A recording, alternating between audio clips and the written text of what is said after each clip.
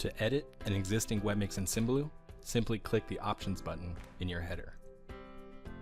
Here, you'll see a number of different options, including the ability to rename your Webmix. We'll change it to Demo01. You can also change the background behind your Webmix or the wallpaper.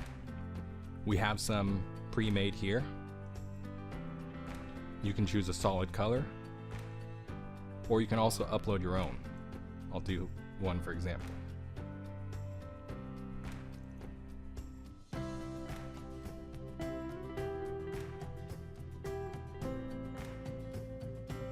Cool.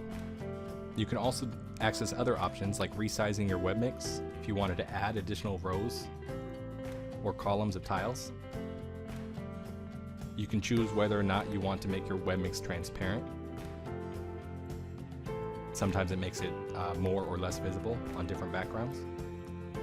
And you can also add markers to different sections of tiles if you wanted to highlight those sections.